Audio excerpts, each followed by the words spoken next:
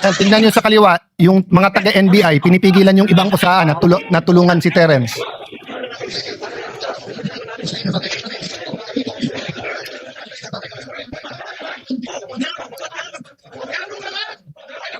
Pinagtulungan ang isang Senate Security o sa Terence Lim ng mga taong allegedly, I'm not sure who they are, within Senate premises na nambugbog. Ang punot dulo nito ay hindi tayo sigurado kung ano ang kanilang gustong gawin.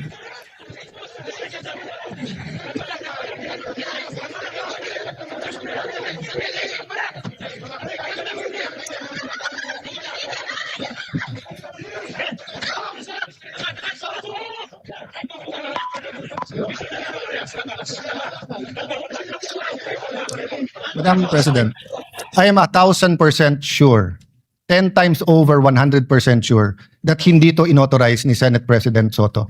In fact, when this happened, ako na ang Senate President. So I'm also 1,000% sure na hindi ko to inauthorize. And if you look at our rules and the Constitution, we have jurisdiction over our premises. So dun sa nagsasabing hindi natake ang Senado, sige, nagpipigil na nga ako, hindi na nga ako nagsasalita. Inday Sara, ilaw ng pag-asa. Pagmamahal mo'y yakap ng bansa.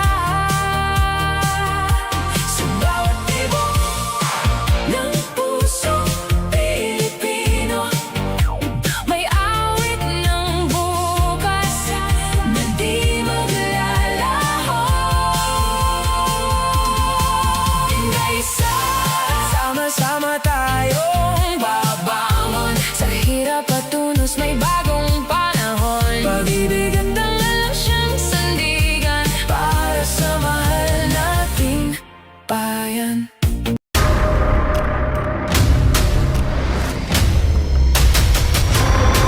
Bago tayo mag-umpisa, baka pwede nyong i-like ang video na to. Malaking bagay ang like sa aming mga content creators. Maraming salamat po.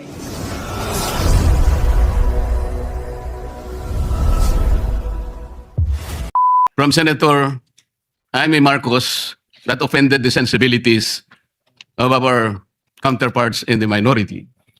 I think what is being objected to, Madam President, which is not covered by the rules, are the videos that were presented during or before her speech. Pwede ko bang malaman, Madam President, kung yung pinay-strike out kasama po yung video na nakita natin na kung saan ay nagsasalita ang ating kasama, Senator Risa Hontiveros. Kasi po sinabi niya, while VP Sara is in power, the threat of a full-blown Duterte comeback is still a very real and present danger. Sa akin po, walang problema yun. Opinion niya yun eh. And we have to respect that opinion. Yun po ba'y pinaalis natin? Gusto ko lang pong malaman, isa-isahin natin. Pangalawa po, nakita ko rin po yung sarili ko. Kasi po, ako'y naanyayahan sa isang television program, tinanong lang po ako, totoo po bang merong connection yung coup? Kasi po, ang tawag coup eh. Hindi naman po coup, yung karaniwang nangyayari po sa buhay ng Senado yun eh. Palitan talaga yan. Maraming beses na po yan. Ang sabi ko po, kasi kinukonekta daw nila sa impeachment. Sabi ko, hindi po siguro. Sabi ko, dahil sa ngayon, 12 kami. Hindi mo kinakailangan naming mag-coup para lamang i-prostrate natin yung impeachment. Palagay ko po, hindi. Yung po bang opinion ko na yun, tatanggalin? Gusto ko lang pong malaman. Kasi po, meron pa po nga sinabi, I mean, sinungaling. Meron din po nagsabing gano'n eh. Ang ibig ko po sabihin, Madam President, ngayon po nakita natin the vibrancy of democracy in this chamber. Isa-isa po silang nagsalita lahat. Nabigyan ng pagkakataong ipaliwanag ang kanilang panig. Hindi po ba maganda ngayon na nakita ng taong bayan, nagamit nga lang po yung kanyang presentation. Pero naging daan para mapakinggan ng buong mamamayan. At sila na po ang final arbiter, Madam President. Ako nga po eh. Ako nga po. Kailan lang nag-privilege speech ang isa sa atin dito. Habang nagsasalita siya, pinadaan niya ang isang slide na merong isang papel, na merong takip, at pagkatapos merong nakasulat, care of Congressman Marcoleta, 500. Isang kapirasong papel na tinakpan. Nung hindi pinatos ng media, kinabukasan, nagpa-interview siya, hindi minsan, 2 beses, para lamang ipangalandakan ang importansya ng papel na may takip at merong nakasulat, care of Kong Marcoleta, 500. Nagsalita po siya sa media 2 beses at paiimbestiga raw ako sa ombudsman. Dahil po ba sa media nangyari yon at hindi dito? May diferensya po ba? Wala. Walang diferensya yun. Pareho lang yun. Napakasensitibo natin sa ibang banda. Pero hindi natin nakikita ang ginagawa natin. On the other hand. Bakit po hindi nasasagot hanggang ngayon yung tanong ni Senador Risa? Bakit po tayo nagkaganito ngayon, Madam President? Kasi po, napigilan lang akong magtanong. Ngayon ko na po alam po ba ninyo kung bakit tayo nagkaganito, Madam President? Kasi po matagal ko nang sinasabi, 9 na buwan na po ang nakararaan, ngunit ayaw nating ituloy ang pag-iimbestiga sa flood control scandal. Isang pinakamalaking nakawan sa ating bansa. Parang ninakawan ng isang pamilya sa tanghaling tapat. At ang mga magnanakaw ay hindi nakamaskara. Nakakurbata lahat. Nakabarong Tagalog. Paano hindi masisira ang kumpiyansa ng mamamayan kapag tinalikuran natin ang ganong pananagutan? Ano pong sinabi pa sa akin?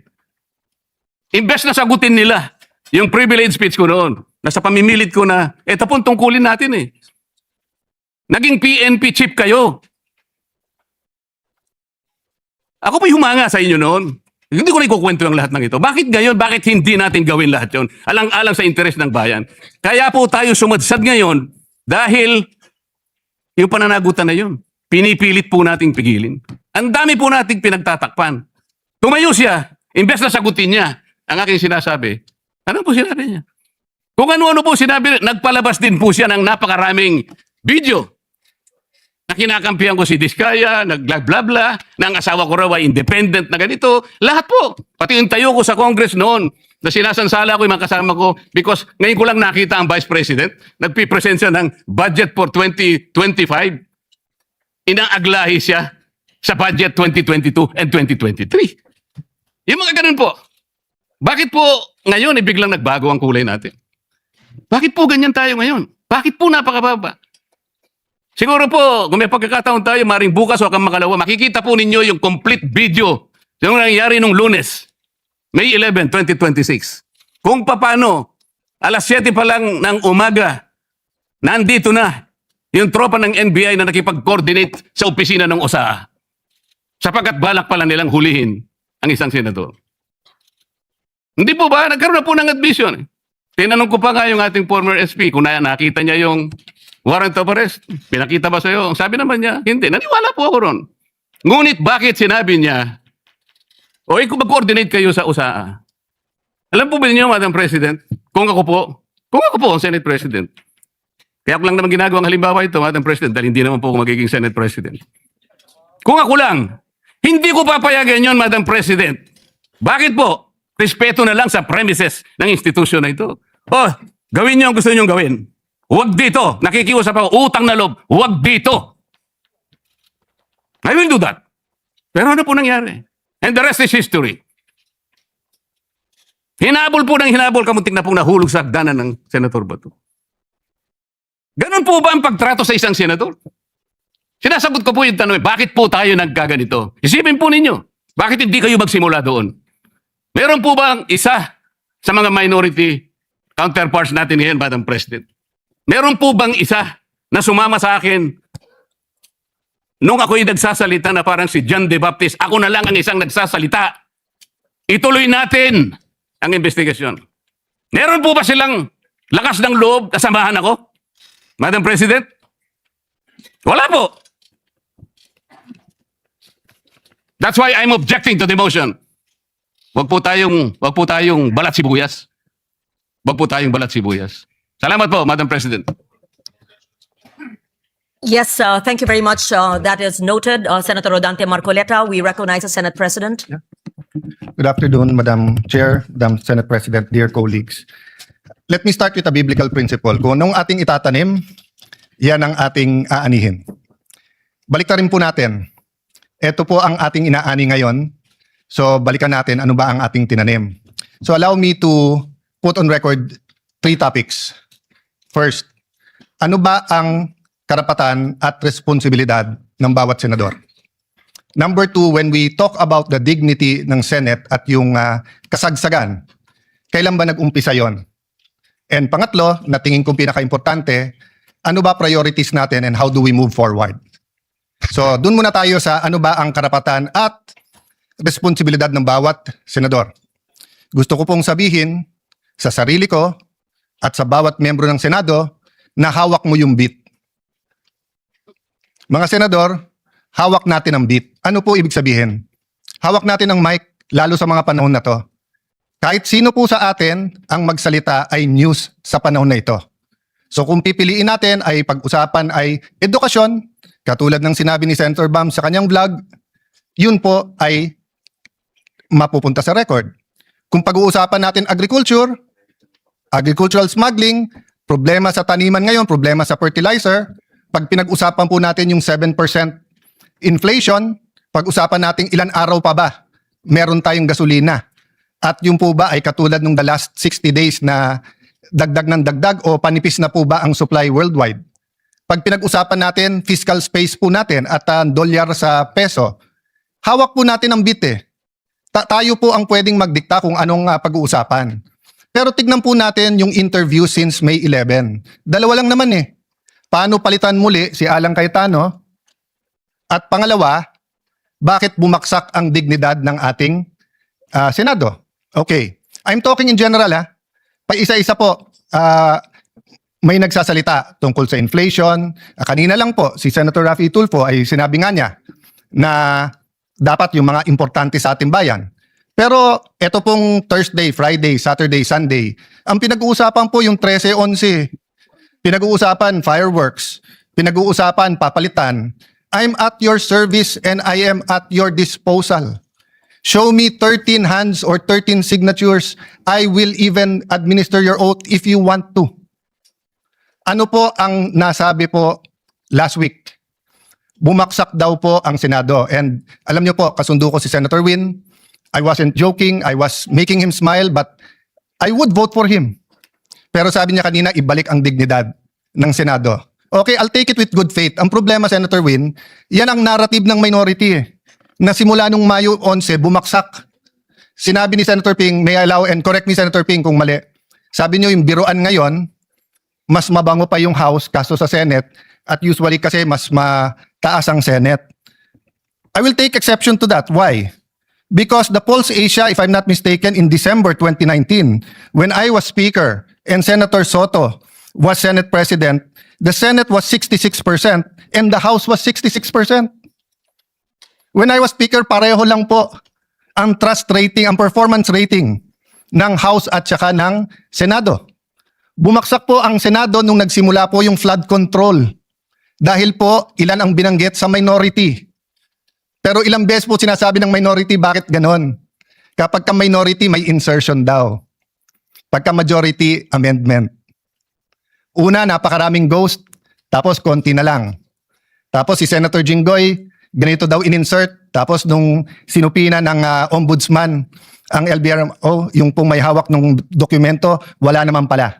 I won't go into that because I do respect the hard work that every single senator, may it be Senator Marcoleta, may it be Senator Erwin Tulfo, or our chairman, Senator Lacson. I respect the work. I disagree on many things, but I do not criticize. Did I say bumaksak dahil sayo? Sayo? Wala po. Kasi hawak natin ang bit eh. Sasabihin nyo po, yes, but 24 tayo, yes. Pero kung 11 sa atin ang sinasabi, ang problema ay si Cayetano, palitan yan, at 13 naman tayo na nagsasabing con-as yan, at impeachment yan, etc. yan, edi 24 na tayo na yun ang pinapakinggan ng tao. Hindi inflation, hindi yung ekonomiya, hindi yung teenage pregnancy, hindi yung tumataas na bilang ng mga may AIDS, hindi yung problema sa PhilHealth, hindi po nakawalan ng flu vaccine ng ating DOH. Napakarami pong issue. Mr. President, bakit po ba na yung linggo ng May 11 ay naging napaka-masalimuot para sa atin? At yun po ay naging bullseye para sa marami. First of all, hindi po nanggaling sa bagong majority na kapag ka nag-take over etong majority na to, ay i-dismiss po ang impeachment. i-delay ang impeachment. Magiging partial ang impeachment. Kailan po niyo ako narinig na sinabi ko yung dating majority o minority ngayon? Pagka kayo ang majority, siguradong ma-impeach, siguradong guilty si Vice President Sara. Wala po. Kasi nirerespeto ko politika niyo. Pero once na mag-oath kayo, naniniwala ko, impartial na kayo. Mahirap maniwala. Mahirap sa mga statements niyo tungkol sa Vice President. Mahirap maniwala na kayo'y magiging impartial. Di ko nilalahat. Ilan lang po sa inyo. But I recognize it's the same for us. Nahihirapan kayo maniwala na yung ilan sa amin na malapit sa Vice President, ako personally, malapit ako sa dating Pangulo, hindi po ako malapit sa Vice President. Pero kung ako'y maniniwala na kayo'y pwedeng maging impartial, why can't you give us the benefit of the doubt that we can also be impartial? Even Senator Padilla, who's very close to the Vice President, na ang dami ng statement, sabi niya, kaya nga nagsasalita bago mag-oath, kasi once na mag-oath, susundin niya yun. Ako po'y Kristiyano, siya po'y Muslim. Pero pareho kaming naniniwala, brother, di ba? Na once nag-oath ka, kasalanan sa Diyos ang wag sundin yung oath. So, Madam President, it's a two-way street.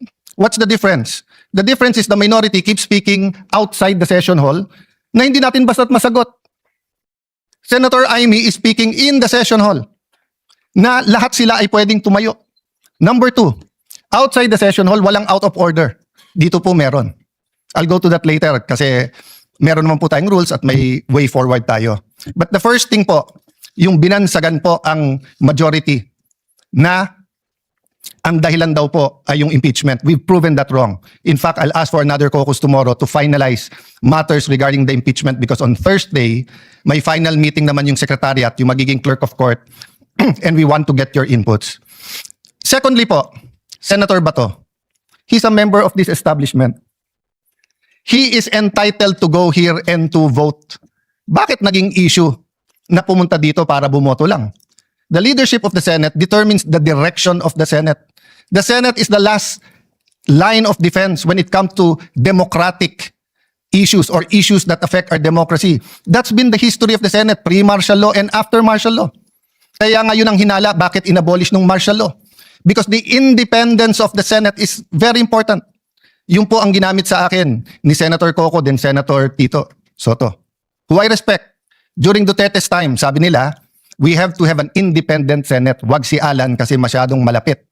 Well, I'm the first one now of 4 SPs since 2022 na hindi ko makiklaim na malapit sa presidente. Have any one of you given us the benefit of the doubt that we will have an independent Senate? Hindi ko na narinig yun eh. Panay sinong malapit sa Malacanang. O yan, walang gagawin niya kundi lalabanan ng Malacanang. Eto, ganyan. Yan ang usap-usapan. That's the not so secret. Why can't we bind together, minority, majority, and be an independent Senate? Not to confront the executive, to collaborate, but also as checks and balances. Last point po, before I go to a way forward. Ba't ba nag-umpisa to at ba't ba nangyari yung May 13? Can you show the video kung anong ginawa sa ating empleyado? Madam President, can I have permission? This is a very short video. It's of public record. I just like, and I want to honor Senator Migs kasi siya tumayo. At sinabi yung ginawa kay Terence Lim ay hindi tama. But I didn't know na ganito pala ang problema. Wag na yung buong video ng buong pangyayari ng May 11. Yun lang pong ginawa kay Terence Lim.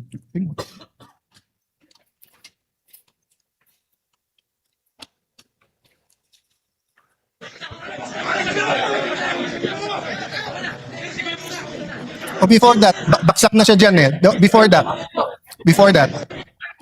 yung palabas pa lang.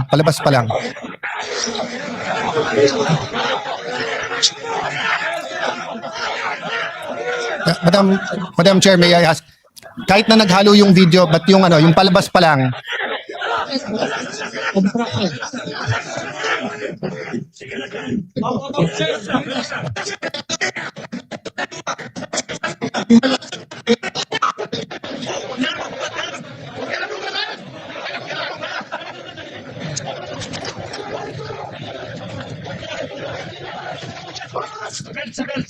Okay, can you I will say what it is, but can you show the video yung from the start, yung nanggagaling sa loob? Okay, so what happened is that we ordered, arrested, because they were held in contempt, yung mga NBI agents who nakipaghabulan kay Senator Bato.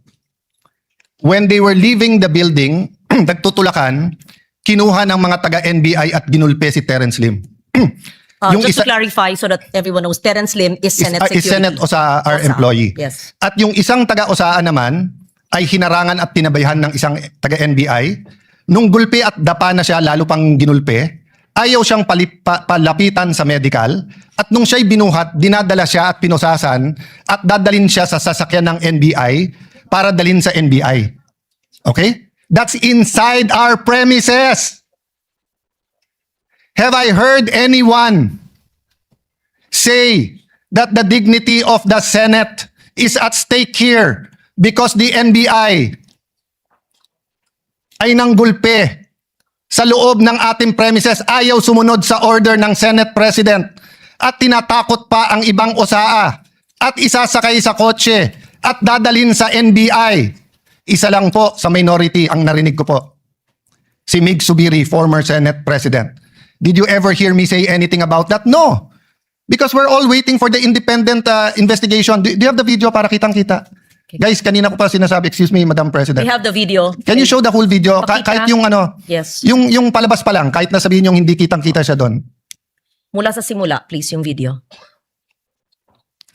Yung palabas pa lang sila Terence doon sa harap. Who's in charge of the video? Yes, may we request While they're preparing it, the Madam Chair, technical to show the video this is from the what start. will set the tone of why our OSAA was on high alert on Tuesday and Wednesday.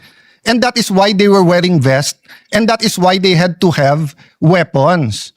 Because the NBI was treating the Senate like a palengke. Oh, ayan po. Is that it?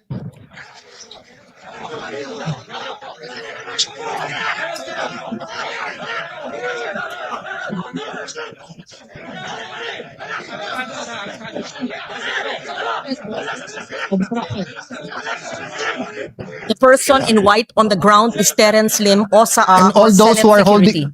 holding them back are NBI. Yung NBI pa ang pumipigil. Ang pulis nakatingin lang. Yeah, continue the video.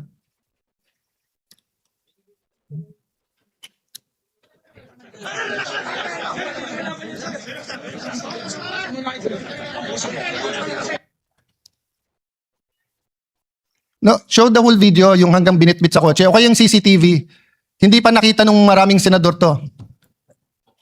Madam Chair, that's one reason na hindi ko sinisisi yung iba sa minority. Kasi ako mismo, hindi ko nakita yung buong video. That's why I have communicated to everyone, including to the NBI. Mag-inhibit sila, tapusin natin ng buong buo yung investigasyon para makita natin kahit yung yung CCTV muna. But the point is, Madam Chair, paglabas pa lang dinukot siya, ginulpe, ayaw palapitan sa medical. Isipin niyo po sa loob ng sarili nating remember, Madam President, this is not a department. We're not the DOJ, the DOLE, DSWD. We are a branch of government. The Constitution says we are a co-equal branch. Ang OSAA ba pwedeng manggulpe sa loob ng Malacanang? Ang OSAA ba pwedeng manggulpe sa loob ng Supreme Court? Oh, pero ba narinig ko yung dignity natin, New York? Yung ating dignity ay giniba dahil sa NBI? Wala po eh. Si Alang Cayetano pa rin ang pinagbibintangan nyo. Bakit ako ba nanggulpi dyan? Hindi po ako ang pumayag. If you see the video, more than 20 agents of the NBI were allowed in on May 11. And we already napagtagpi-tagpi. The OSAA then and the SecGen were meeting. They even inspected the helipad and all parts kung saan pwesto yung mga NBI. So again, at this point, I'm not making a conclusion. At this point, I'm not pointing fingers. So let me move to the last point. Moving on, moving forward. Do you have the video ba? Pinakita nyo na kanina yung CCTV.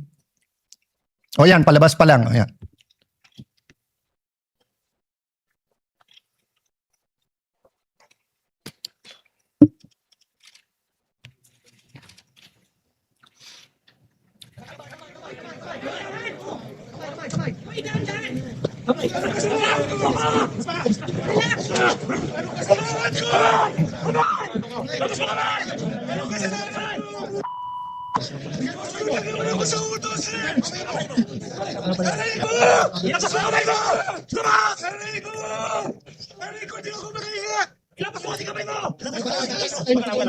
Binubugbog si Terence Lim na OSAA Senate employee. Binubugbog ng NBI sa loob ng Senate premises. At nung binugbog na, Ayaw pandalin sa medical. Ayan, nakatayo na. Oh. Footage ng GMA yan. May footage din na. Dinadala sa kotse ng NBI. Pwede ba yung usaan na kunin ang taga-PSG at isakay ng sasakyan ng Senate at kunin sa Malacanang? Pwede ba yung usaha pumasok ng Supreme Court at kunin yung isang security ng Supreme Court at isakay? Yan, pinusasan, isasakay sa sasakyan ng NBI.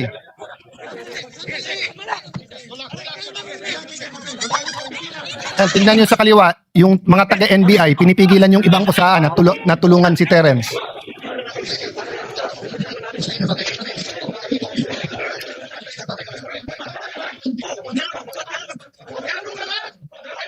Pinagtulungan ang isang Senate Security o sa Terence Lim ng mga taong allegedly, I'm not sure who they are, within Senate premises na namugbog.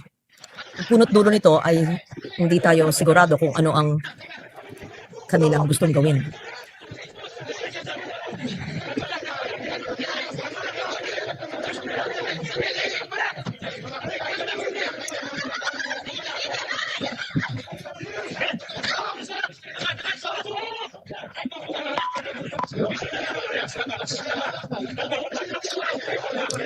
Madam President, I am 1,000% sure, 10 times over 100% sure that hindi to inauthorize ni Senate President Soto.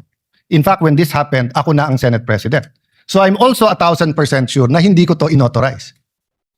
And if you look at our rules in the Constitution, we have jurisdiction over our premises. So dun sa nagsasabing hindi natake ang Senado, sige, nagpipigil na nga ako, hindi na nga ako nagsasalita eh. Pero nakita nyo nangyari yan. So ano yung context ng CONAS? I don't take it against Senator Soto, Senator Lacson, Senator Bam Aquino, Senator Kiko. They were not senators from 2022 to 2025. When Senator Mig Subiri and the rest of the group had to deal with the PI issue. Okay, that's in the past. So moving na. Okay. So I think lahat naman po tayo na ilabas na natin ang ating mga opinion. And I'm not stopping anyone from talking. It's a holiday on Wednesday. It's a day that Muslim Filipinos will be celebrating. Dapat makiisa po tayo sa paniniwala ng bawat isa out of respect, not sa same paniniwala. And I'm not suggesting we stop talking about politics. I'm suggesting number one, na pagbigyan ako ni Senator Amy na i-withdraw instead of ipa-strike off. Bakit po? Nakalagay kasi sa rules natin, any statement, and I paraphrasing, no, that offends a senator or the institution. No, so theoretically, may sabihin lang aking kaibigan Senator Migs, even if it's correct o hindi. It's the reason for this rule. What rule is that? That's yeah. No senator under any circumstance shall use offensive or improper language against another senator or against any public institution. This has happened many, many times in this August hall. This has happened. We offended each other. But why do you have this rule? Because we're collegial eh. The reality is we have to go home tonight, upset at each other, but we have to go back tomorrow and work. Yun yung spirit ng sinabi ni Senator Pia na nangamusta ba? Because siguro, sa lahat sa atin, bukod sa hindi siya mapolitika, she genuinely treats everyone here as her friend. So when something traumatic happens, many of our kababayans don't know that while myself, Senator Mark were in my room, Senator Loren, Senator Camille, and Senator Pia, once the security find out na barilan na, rushed into my room, turned off the light, then pushed them into a smaller room, yung banyo. Diba? So it's traumatic. You may criticize what she said, how she said it, etc. But akala ko ba all feelings are valid? Bakit pag na-trauma yung nasa majority ngayon, mali. Pero pag na-trauma yung minority, okay lang. Diba? I'm talking in general. Whether you talk about green, yellow, pink. So, labas na ako dyan. Hindi naman ako Senate President ng buong bansa in the sense that I'm not elected like the Vice President and the President. I'm Senate President, but I am the servant leader of the 24 senators, including Senator Bato. I'm here at your service.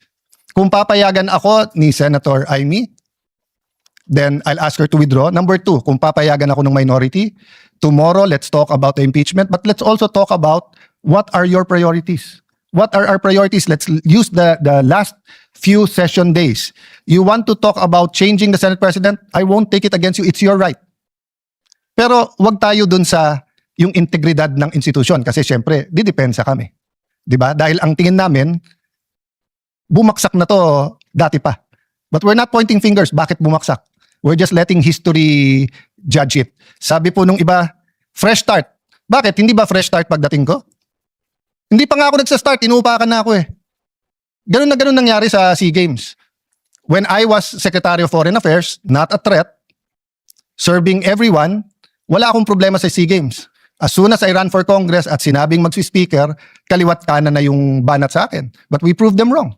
Nanahimik kami, overall champion, most number of gold medals, and it launched the careers of many in the Olympics. So again, I can take that attitude. Sa SEA Games, nagpagulpe muna ako. Actually, wala naman akong choice. Pero hindi kami gumante. Bakit? Because in the end, the performance will decide or will dictate whether we were justified or not yung mga pinanggagawa. So the same with me. Judge me as Senate President every single day, every single week. Kung tatagal ako ng 1 month, 2 months, edi for 2 months, 3 months, 4 months, di ba? Pero yung inuunahan, hindi pa nga nag-uumpisa, fresh start na, medyo foul naman yon. Yes, it's political, pero medyo foul naman, di ba?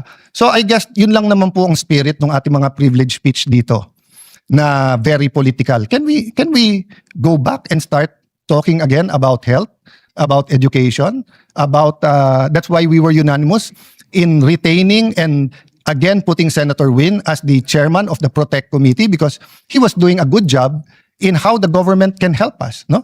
So again, my speech is not perfect. You want to interpolate me in a later date, etc. But lahat nung nasa minority may tama kayong sinabi kanina. Sabi niyo po, people are watching us. So Senator Amy, the ball is first in your hands. Afterwards, it goes to the minority.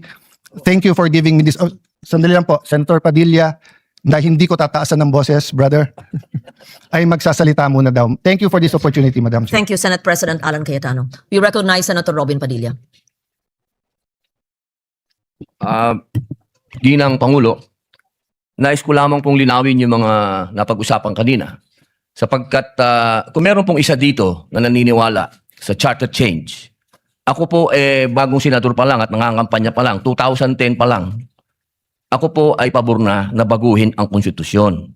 Kaya po ako ay tumayo sapagkat napag-usapan po kanina na patungkol po dun sa mga nagfa-file. 19th Congress, 20th Congress, may pina-file po ako. Con-as, ganyan. Kaya po ako, noong tayo po ay naging minority na, nung sila na po naging majority, bago pa lang po ako maging minority, ibinigay ko na po ito kay Senator Kiko Pangilinan. At siya nga po ang naging chairman nito. At ngayon po na bumalik sa akin, gusto ko pong sabihin sa lahat na hindi pa rin po nagbabago ang aking intensyon na paghiringan ito. At katunayan, nangyari po itong ganap na ito. Ako na po ang pinakamasayang tao dito dahil napag-usapan po ang charter change. Inuulit ko po, ako po ay pabor dyan. At ako po ay number 1 na isinusulong ang foreign investment, papasukin dito, parliamentary form of government at federalismo. Wala po akong pinagbago magmula nung kumampanya hanggang ngayon. Ito na po ang pinakamagandang nangyari sa balat ng lupa pag pinag-usapan si Senator Padilla. At sana po, mga ginoong at ginang, napakaganda po ng nangyari na nag-uusap tayo dito sa plenaryo. Dahil itong pangyayari na ito, ibig sabihin, tayo po talaga ay mambabatas. Mas maganda po na dito tayo nag-uusap kaysa parinigan po tayo ng parinigan sa media. Ito na po yung pangarap ko. Ito po yung Westminster na sinasabi. Mag-usap tayo, magdebate tayo. Ito na po yun. Kaya sana, mga mahal kong kasama, tanggapin niyo po ang aking pasasalamat. Maging hindi payag, maging payag sa charter change, isa lang ang totoo. Maraming salamat po. Thank you, Senator Padilla. We recognize once again Senator Amy Marcos. Yes, maraming salamat po, Ginang Pangulo. At tunay na nakaka-offend ng mga sentimiento na nagkalat sa SOCMED na siyang nilaman ng videong ipinakita.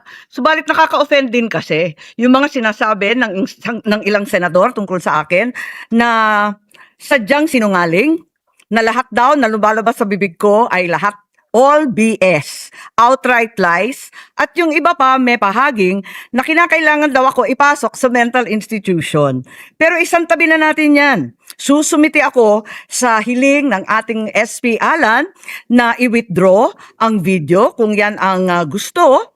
Sana kapalit niyan, ipangako natin lahat sa ating taong bayan na walang term extension na mangyayari at na may eleksyon sa 2028. Yun lang po ang aking hinihiling.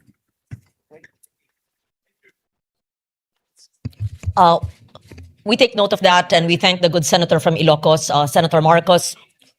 Since the video has been withdrawn, Yes, the therefore, motion of Mr. Senator I- Subiri. Yes, Madam President, if I may. Because of that, and with the clarity that all of us here want elections sa 2028, hindi Yes. kami papayag na walang eleksyon. Sabi ko nga, magkaroon na talaga ng kaguluhan at we will defend it with our life, the right to suffrage. So with that, Madam Chair, I withdraw also my motion to as it's already been requested by the sponsors of to withdraw the video. Thank you, Senator Migsubiri. Just for the record, it was under your leadership and I was your pro tempore when we resisted the People's Initiative in early of 2024. Yes, so we take note also of all the messages of support in relation to not having a constitutional or constituent assembly leading to a no election scenario. Kung halimbawa re-electionist ako at ang nasa harapan ko ay ang impeachment, boboto ba ako na pabor o against the impeachment of VP Sara, na nakikita ko na ang laki ng voting base ni VP Sara na hindi naman yan kaila sa Mindanao at parte ng Visayas.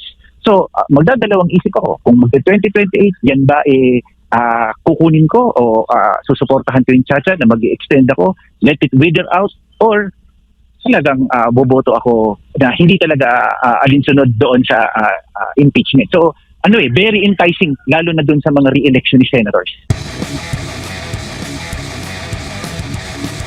Ngayon, magdadalawang linggo na kung hindi ako nagkakamali ang Senate President Alan Peter Cayetano. Pero until now, ay patuloy pa rin pong umuugong itong usap-usapan na magkakaroon ng mga panibagong pagpapalit ng liderato. Lalo na't may pahayag kamakailan itong si Senator Ping Lacson. Sabi niya, expect daw natin yung fireworks. Asahan po yung pagbabago, panibagong coup sa loob po ng Senado. Ano ho yung masasabi dito? Yun nga ho, nakakalungkot nga po, 2 linggo pa lamang yung liderato ni Senate President Alan Peter Cayetano, pero tila baga, dito mo makikita na kung saan, politika din naman yung paraan kung paano yung pagpapalit, pero wala na ba talagang pagkakataon para mabigyan man lang ng chance si SP Alan Cayetano upang mapatunayan ang kanyang liderato? Kasi kung titignan natin, ano ba yung intention kung bakit gusto nila magpalit? At nakikita natin na ito ay napipinto base sa kung paano yung proseso o yung pagtingin doon sa darating na impeachment trial at yung flood control program. Yan lang naman yung dalawang bagay na nakikita natin bakit gustong-gusto nilang magpalit ng Senate leadership. Nakaka-importante din tignan natin is napakanipis nung paraan din kasi nung unang pagpapalit 13-11 at lalo na ngayon yung alam naman natin yung nangyari kay Senator Bato, nalagasan yung mayorya ng isang miyembro na kung saan 12-11. So talagang kung titignan natin, napakanipis niyan, pero beyond the politics, ang tinitignan natin dito ay yung prudence man lang ng mga nasa minority members na kung saan ganito na ba talaga every now and then kapag tingin natin may politika, palit ka agad tayo ng miyembro ng ang Senate President. So yun yung mga nakikita ko natin na na sitwasyon dito po sa ating Senado ngayon. Opo, pero paano ito nakakaapekto itong papalit-palit ng leadership diyan sa loob ng Senado, Prof? Well, una ho sa lahat, malaki yung epekto nito sa pagkakataon na kung saan yung mga legislative work ho nila ay hindi na ho nila nagagampanan na maayos. Kasi tandaan ho natin, sa kada pagpapalit ho ng Senate President, nagbabago din ho yung mga committee chairs natin ho. So yung mga committee chairs, nakabase ho doon sa spoils system na kung saan siyempre bumoto ka, nandirito ka, hindi na rin din ho nakikita ito sa pagkakataon na alam o marunong talaga yung Senate, yung senador doon sa committee na kanyang hinahawakan. So nagiging political accommodation siya. Ikalawa, pagpasok ng impeachment trial na yan, ilan na lang yung makikita nating legislative work na magagampanan nila dahil kakainin oras ng mga mambabatas patungkol dito na naman sa impeachment proceeding. So napaka gulo at hindi lang ho yan, yung perception ho ng international community na meron hong political instability in our country. hindi na nga gumagana o may challenge na nga sa governance pagdating sa executive. At ito pa ngayon yung pagpapalit every now and then ng Senate leadership. So, 2 linggo lang, magpapalit na naman. So, nakakalungkot kung ang motibo o ang agenda politika, hindi ho ba? Opo. Pero so far, sa assessment po ninyo, kahit sa loob ng 2 linggong pamumuno ni Senate President Alan Peter Cayetano, ay kontento ho ba kayo sa kanyang pamamahala sa ngayon, lalo na sa pag-handle po nitong tensyon, gulo dyan sa loob ng Senado? Well, of course, yun nga rin din, hindi pa naman natin pwedeng sabihin na conclusive na yung pagkakataon na kung saan meron na talagang definite na findings doon. Under investigation pa rin din naman siya. So, bakit hindi mo nabigyan ng pagkakataon paano i-handle ni Senator Alan Peter Cayetano ito? Ako, pangalawa pa nakikita ko, wala akong nakikitang iba bukod doon sa iba pang mga abogado. Dahil ito, lilima lang yung abogado natin dito sa Senado na kung paano yung mag-handle ng impeachment trial. Of course, ipinopush nila si Senator Win Gatchalian. And we don't have anything against Senator Gatchalian. Magaling si Senator Win. Nakita natin yung performance niya doon sa pagdinig ng budget. Pero ibang klaseng usapin dahil ang pagpasok ng impeachment, ang pinag-uusapan dyan is yung rules at saka yung procedure na kung saan kahit na sabihin mong meron kang consultant, merong nag-guide sa iyo, pero pagdating doon, yung wisdom mo bilang isang seasoned lawyer and being a lawyer is very important because this is beyond the political aspect. May legal proceedings ka dyan. So mahalaga yan na dapat ang nag-handle yan abogado at abogado rin.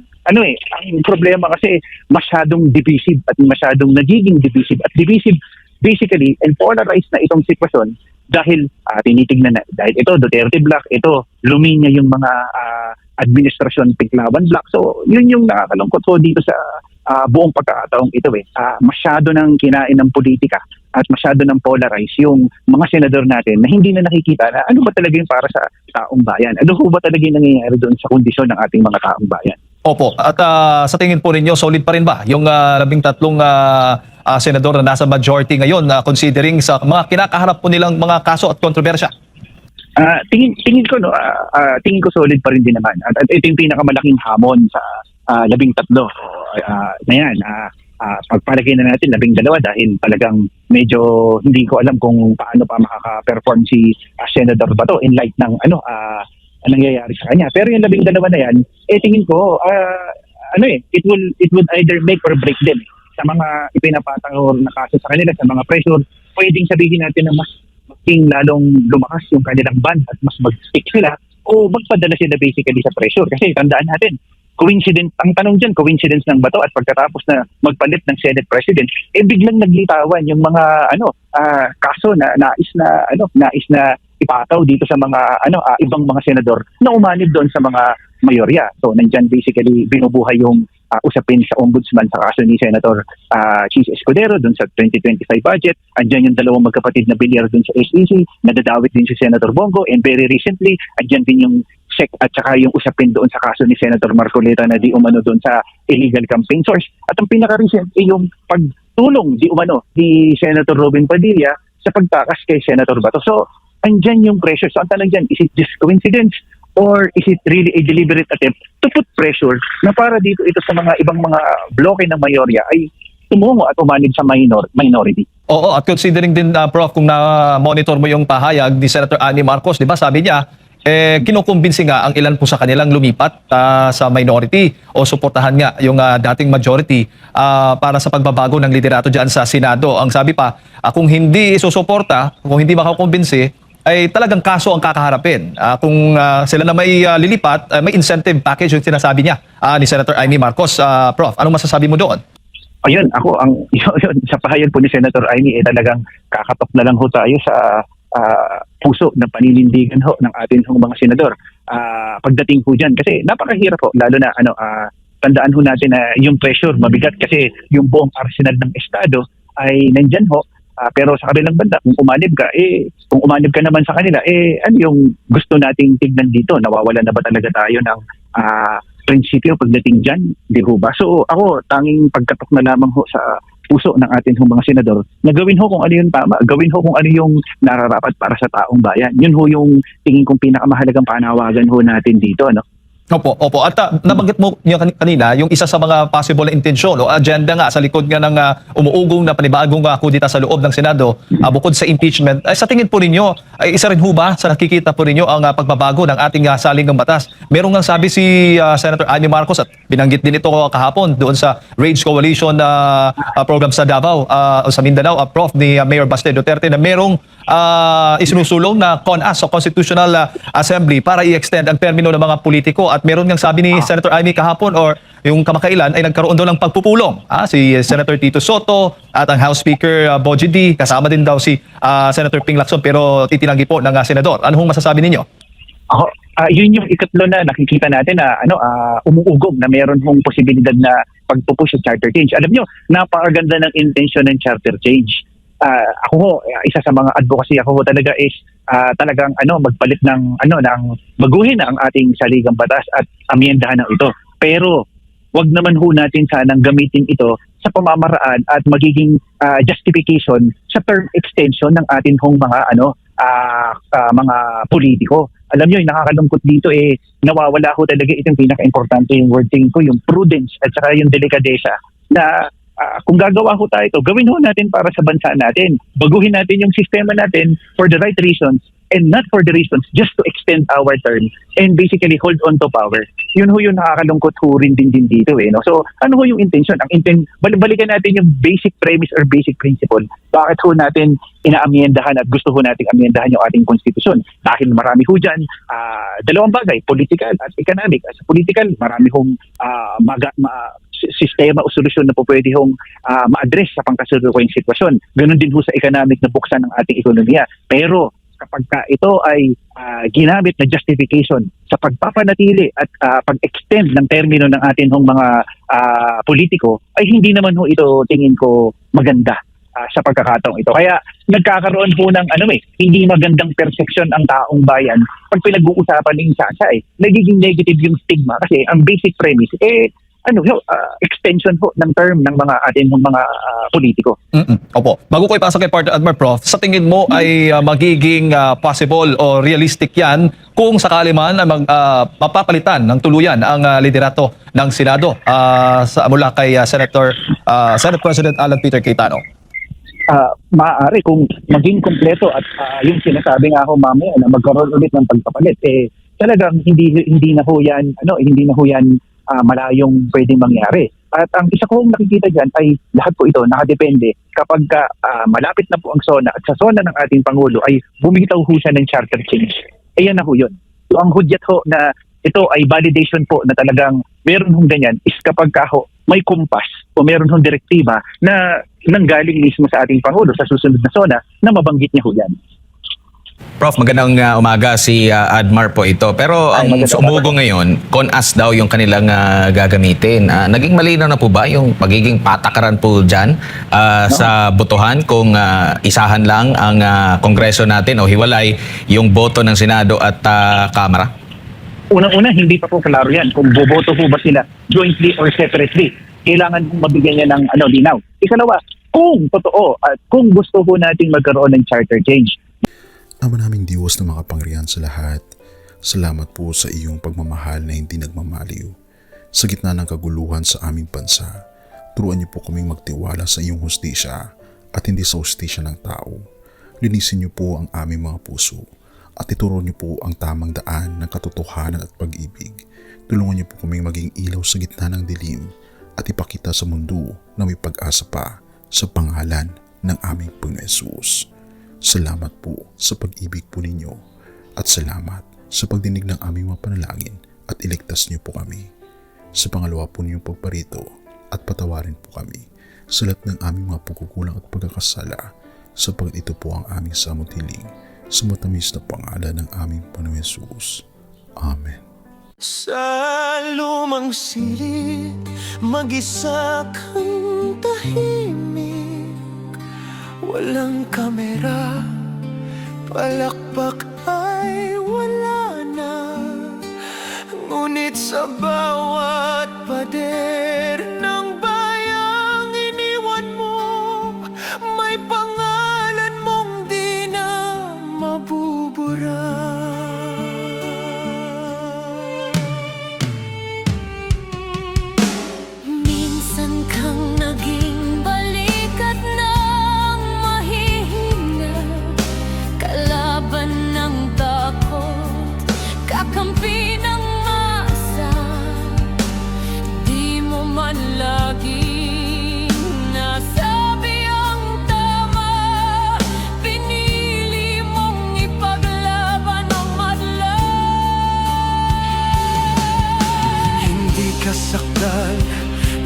ka naming lahat, pero tumindi ka nang walang pag-atras.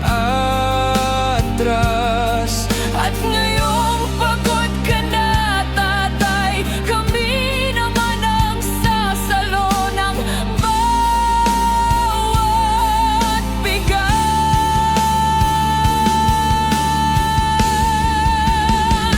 Hanggang sa dulo, ikaw ay mahal. Kahit papagod na ang iyong katawan. Tatay, salamat sa iyong paglaban. Ngayon, kami naman hanggang sa dulo. Di ka namin iiwan. Ang kwento mo'y dala ng bayan.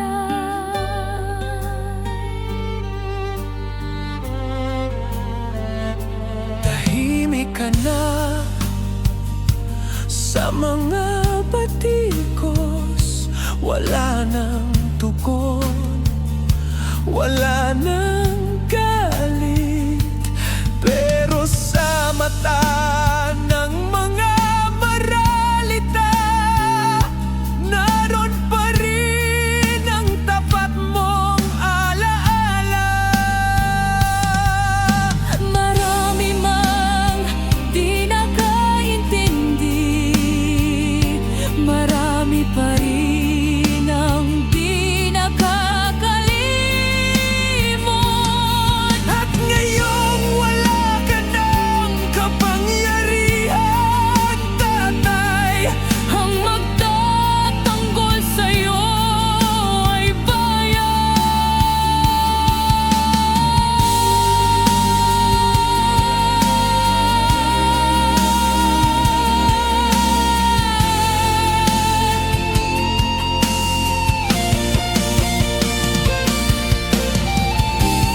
hindi ka nag-iisa kahit ngayon.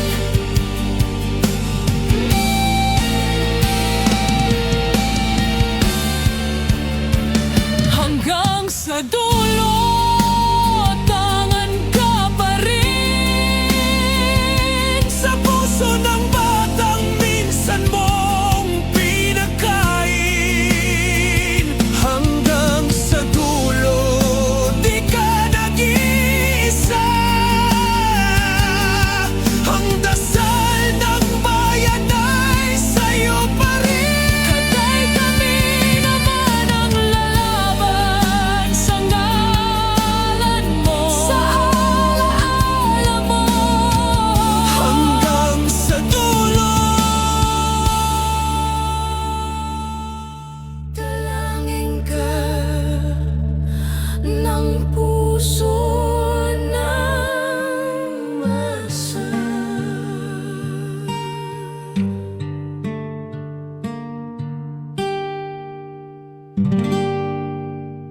At yun na nga mga kababayan, ano na ang masasabi mo? Kung mayroon kayong hinaing at komento patungkol sa balitang ito, please comment down below. Pag-uusapan natin yan sa comment section. At kung nagustuhan nyo ang video, ay huwag kalimutang mag-like at i-share na din para mas marami pang makaalam at umabot ito sa marami sa ating mga kababayan. Maraming salamat po. Mabuti pa ang sardinas may label. Eh tayo, wala. Oo nga pala. Nay, ito na yung bayad ko sa isa, ano? O, kunin mo yung isa. Isa muna, iyan, no? Tapos, isa pa, di ba? 4 dapat na sardinas, eh. O, yan. 3 na. Pang-4 na sardinas. Okay na.